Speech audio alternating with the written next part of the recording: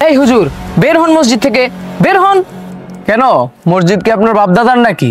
আপনার প্রতি মাসের বেতন থেকে 5,000 টাকা আমাকে দিতে হবে বাধ্যতামূলক। বাস, আপনার কোনো কথা শুনবো না আমি। আপনি তাড়াতাড়ি এখান থেকে চলে যান, তাহলে আপনার জন্য ভালো হবে না, কিন্তু আমি বলে দিচ্ছি।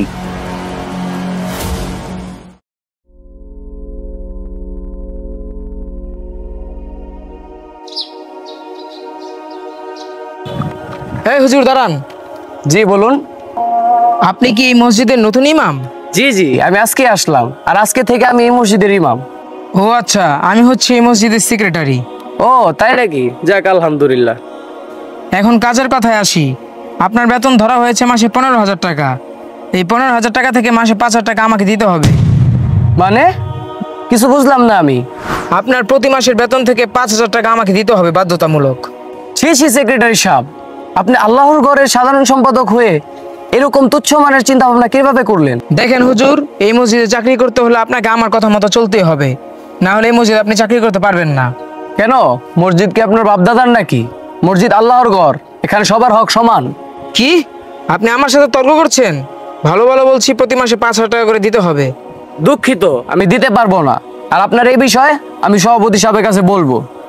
গেলাম।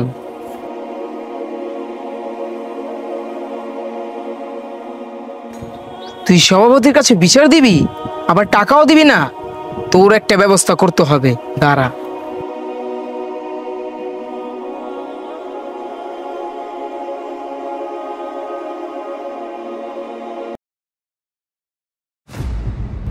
ভাই, আপনার একটা কাজ আছে। কি কাজ আলামিন ভাই?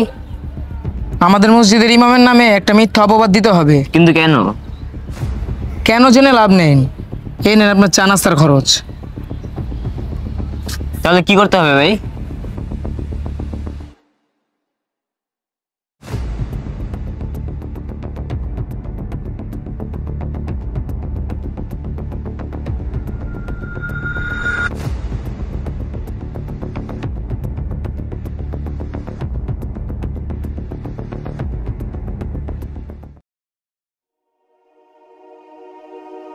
হুজুর, আমাদের এলাকাটা কেমন লাগলো?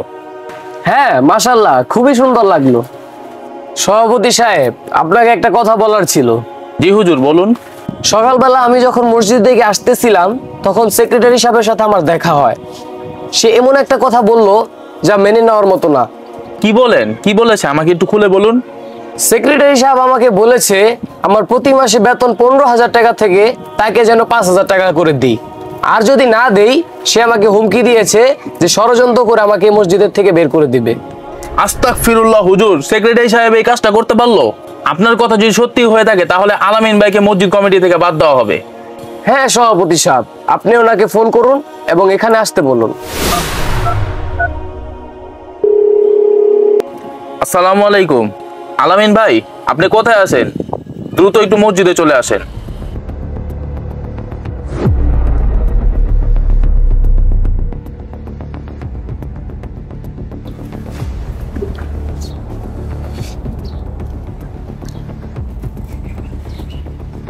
আসসালামু আলাইকুম সভাপতি সাহেব। আসসালামু আলাইকুম হুজুর। বসেন। সভাপতি সাহেব, কিছু হয়েছে নাকি এত দ্রুত আমাকে ডাকালেন? হ্যাঁ, অনেক কিছুই হয়েছে, এখন শুধু প্রমাণ করা বাকি। সভাপতি সাহেব, সভাপতি সাহেব, আপনি আছেন?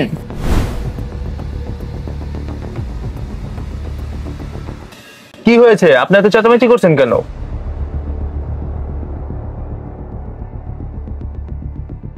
সভাপতি সাহেব, আমি জোহরের নামাজ পড়ে মসজিদে শুয়েছিলাম।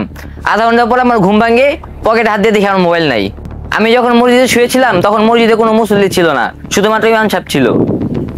রফিক ভাই, আপনি কি ইঙ্গিত করতে চাচ্ছেন? আপনি কি বলতে চাচ্ছেন যে ইমাম সাহেব মোবাইলটা চুরি করছে? ভাই, আমি ইঙ্গিত করছি না, আমি শিওর মোবাইলটা হুজুরে চুরি করেছে। হুজুরের পকেট বা ঘরে চেক করে দেখুন। আস্তাগফিরুল্লাহ, ছি ভাই ছি। আপনি না জেনে আমার নামে এত বড় মিথ্যা অপবাদ কিভাবে দিচ্ছেন? আর তাছাড়া আমি একজন ইমাম, আমি কেন আপনার ফোন চুরি করব? আচ্ছা, তাহলে আপনার পকেট চেক করে দেখি। আচ্ছা আচ্ছা, আলামিন ভাই আপনি চেক করে দেখেন তো।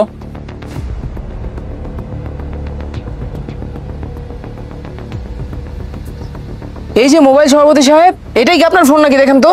দেখি, দেখো দাদা, তোমার ফোন নাকি? হ্যাঁ, এটাই তো আমার ফোন। হুজুর, আপনি একজন ইমাম সাহেব হয়ে এরকম কাজটা আপনি করতে পারলেন? বিশ্বাস করেন সভাপতি সাহেব, আমি এই ফোনটা চুরি করিনি। আরে এই ফোনটা আমার পকেটে কিভাবে আসলো আমি জানি না। হইছে, ধরা পড়লে সবাই একই কথা বলে। সভাপতি সাহেব, এটা আপনি কি ইমাম সাহেব রেখেছেন? এরকম চুরি করলে তো আমাদের এলাকার বদনাম হবে। সভাপতি সাহেব, এটা আমাদের নতুন ইমাম। হ্যাঁ, আপনি যেমন ভাব করছেন লাগে আপনি কিছু জানেনই না। না, আমি কিভাবে জানবো? আমি তো সকালে ফজরের নামাজ পড়ে এলাকার বাইরে গিয়েছিলাম একটা কাজে, আর একটু আগে আসলাম। কি বলেন আপনি? আপনি নাকি হুজুরকে বলেছেন প্রতি মাসে তার বেতন থেকে আপনাকে বাধ্যতামূলক 5,000 টাকা দিতে হবে। আস্তাগফিরুল্লাহ, এটা তো দেখছি পুরো মিথ্যাবাদী হুজুর। না না, এই ইমাম সাহেবকে আমাদের মসজিদে রাখা যাবে না। বিশ্বাস করুন সভাপতি সাহেব, না আমি ফোনটা চুরি করেছি, না আমি মিথ্যা কথা বলছি। আলামিন সাহেব আমাকে সকালে 5,000 টাকা দেওয়ার কথা বলেছে, আমি কেন মিথ্যা কথা বলবো ভাই? না, আমি বুঝে গেছি আপনি একটা ভণ্ড হুজুর। এই হুজুর, বের হন মসজিদ থেকে, বের হন। সভাপতি সাহেব, আমাকে ফাঁসানো হচ্ছে। বাস, আপনার কোনো কথা শুনবো না আমি। আপনি তাড়াতাড়ি এখান থেকে চলে যান, তাহলে আপনার জন্য ভালো হবে না, কিন্তু আমি বলে দিচ্ছি। ঠিক আছে, আমি চলে যাচ্ছি, কিন্তু মনে রাখবেন আল্লাহ ছাড় দেন কিন্তু ছেড়ে দেন না। যান, এরকম কত ইমাম দেখেছি আমরা। সভাপতি সাহেব, নতুন একটা ইমাম রাখার ব্যবস্থা করেন। শিগগিরই করতে হবে।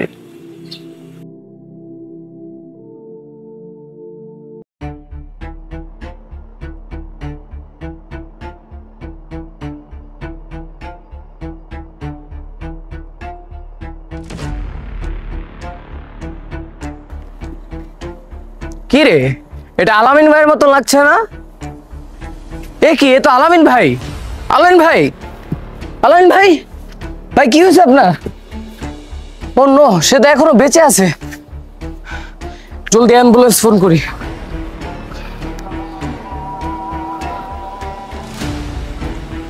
হ্যালো অ্যাম্বুলেন্স, এখানে দেওয়ানবাড়ির সামনে একজন মরে পড়ে রয়েছে, সে এখনো জীবিত আছে, তার শ্বাস চলতেছে। তাড়াতাড়ি আসেন, আপনারা তাড়াতাড়ি আসেন। হ্যাঁ হ্যাঁ।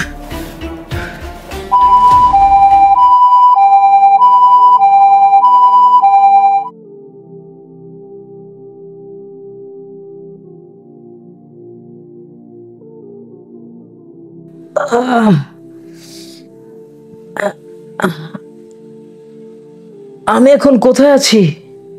এটা কার বাসা? আলামিন ভাই, আপনার জ্ঞান ফিরেছে? যাক আলহামদুলিল্লাহ। আপনি এদিকে হুজুর? হ্যাঁ, এটা আমারই বাসা। আর আপনি রাস্তায় অ্যাক্সিডেন্ট করে পড়েছিলেন, আমি আপনাকে হাসপাতালে নিয়ে যাই। ডাক্তার বলেন আপনাকে যদি আর 5 মিনিট পরে নিয়ে যেতাম তাহলে আপনাকে আর বাঁচানো যেত না, তাই আল্লাহ তাআলা আমার ওসিলায় আপনাকে বাঁচিয়ে রেখেছেন। আপনি এত ভালো মনের মানুষ হুজুর, আর আমি আপনার সাথে কত বড় অন্যায় করে আপনাকে মিথ্যা অপবাদ দিয়ে মসজিদ থেকে বের করে দিয়েছি, আর আপনার মনে বিন্দু পরিমাণ অহংকার ছাড়া আপনি আমাকে হাসপাতাল নিয়ে যেয়ে আমার জীবন বাঁচিয়েছেন। আমি আপনাকে বাঁচাইনি, মহান আল্লাহ তাআলা আমার ওসিলায় আপনাকে বাঁচিয়ে রেখেছেন, যাতে আপনি আপনার ভুলগুলো বুঝে আল্লাহর কাছে ক্ষমা চেয়ে ঈমানের সাথে মৃত্যুবরণ করতে পারেন। হ্যাঁ হুজুর, আমি কিছু টাকার লোভে এসে আপনার মতো একজন সম্মানীয় ইমামের সাথে কত বড় অন্যায় করেছি। আপনি আমাকে দয়া করে ক্ষমা করে দেন। হ্যাঁ, আমি আপনাকে ক্ষমা করে দিয়েছি, কিন্তু আপনি আজ থেকে এসব বাদ দিয়ে আল্লাহর রাস্তায় ফিরে আসবেন। হ্যাঁ হুজুর, মহান আল্লাহ তাআলা আমাকে বাঁচিয়ে রেখে আরেকটা সুযোগ দিয়েছেন ভালো হওয়ার ও তওবা করার, তাই এই সুযোগে আমি ভালো হয়ে যাব ইনশাল্লাহ। আমিন। আচ্ছা হুজুর, তাহলে আমি আমার বাসার লোককে খবর দেই আর বলি আমাকে এখান থেকে নিয়ে যেতে। হ্যাঁ ঠিক আছে, তাহলে ওকে কল করুন। মানুষকে সোজা পথ দেখান, তারা আল্লাহর নির্বাচিত বান্দা, আর সেই বান্দার নাম ইমাম। তিনি হয়তো গরিব, হয়তো তার পোশাক পুরানো, কিন্তু তার ভিতরে আছে তাকওয়া, আছে আল্লাহ ভীতি। আজ আমরা যাকে অপমান করলাম, হাসাহাসি করলাম, ছোট করে দেখলাম, কিয়ামতের ময়দানে যদি সেই ইমাম হয় আল্লাহর প্রিয়, তবে আমাদের অবস্থান কোথায় হবে? ইমামকে অসম্মান করা শুধু একজন মানুষকে অসম্মান করা নয়, এটা আল্লাহর দ্বীনের অপমান। চলেন বদলে যাই, ইমামকে ভালোবাসি, সম্মান করি, কারণ যে ব্যক্তি ইমামের পিছনে দাঁড়িয়ে নামাজ পড়ে সে যেন নিজের জন্যই দোয়া করছে। ইমামের মর্যাদা রক্ষা করেন, কারণ তারা আল্লাহ তাআলার রাস্তায় আলো জ্বালিয়ে রাখেন, নীরবে নিঃস্বার্থভাবে।